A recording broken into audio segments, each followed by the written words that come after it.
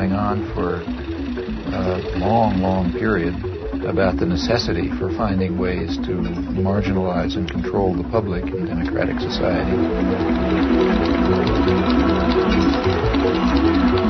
But particularly to look at the evidence that's been accumulated about the way the major media, the sort of agenda-setting media, I mean the national press and the television and so on, the way that they shape and control the kinds of opinions that appear, the kinds of information that comes through, the sources to which they go, and so on. And I think that Jane will find some very surprising things about the democratic system.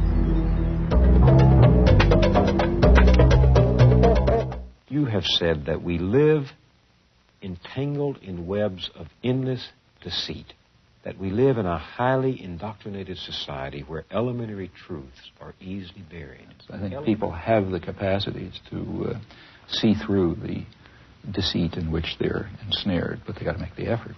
My own studies in language and human cognition demonstrate, to me at least, what remarkable creativity ordinary people have.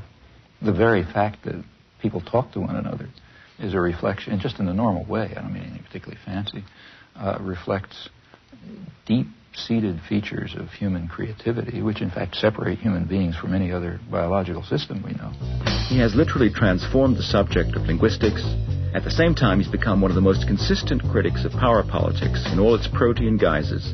He's attacked the abuses of power wherever he saw them, the distortions of media and self-delusions of prevailing ideologies. I mean, I think that we should, at the most general level, we should be seeking out forms of authority and domination and challenging their legitimacy. Others.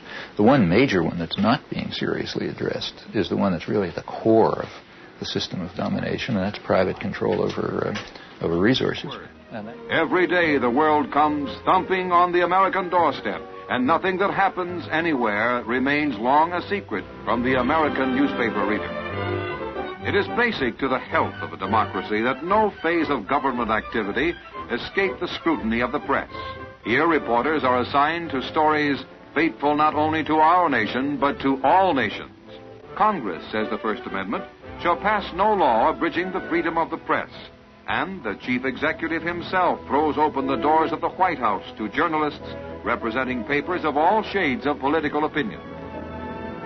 But like many popular revolutions, there was also a lot of popular ferment going on that was opposed to all of them.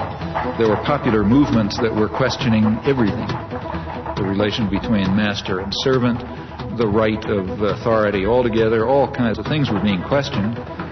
There was a lot of radical publishing. The printing presses had just come into existence. And this disturbed all the elites on both sides of the Civil War. Is a certain conception of democracy. It's a game for elites. It's not for the ignorant masses who have to be marginalized, diverted, and controlled, of course, for their own good. Manufacturing consent. What is that title meant to describe? Well, the title is actually borrowed from a book by Walter Lippmann, written back around 1921, in which he described what he called the manufacture of consent as a revolution in the practice of democracy. What it amounts to is a technique of control. And he said this was useful and necessary because the common interests, the general concerns of all people, elude the public. The public just isn't up to dealing with them, and they have to be the domain of what he called a specialized class. His view was that rationality belongs to the cool observer, but because of the stupidity of the average man, he follows not reason but faith.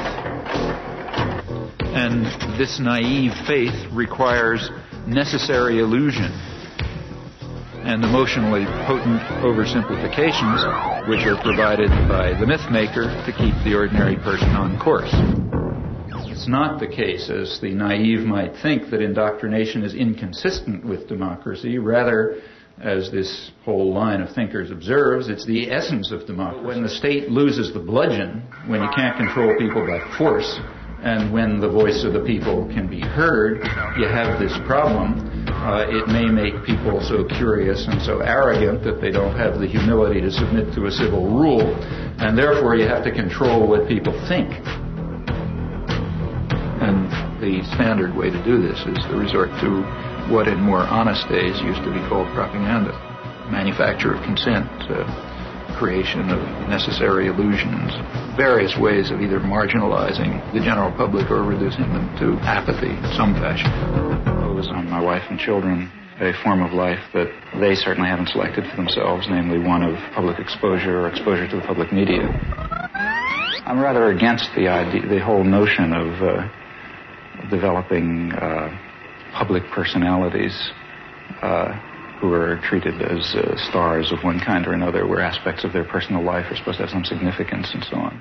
You write in Manufacturing Consent that it's the primary function of the mass media in the United States to mobilize public support for the special interests that dominate the government and the private sector. What are those interests?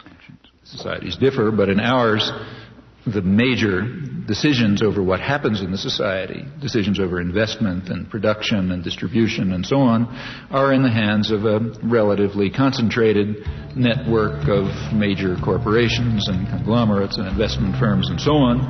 They are also the ones who staff the major executive positions in the government, and they're the ones who own the media, and they're the ones who have to be in a position to make the decisions. They have an overwhelmingly dominant role in the way life happens, what's done in the society.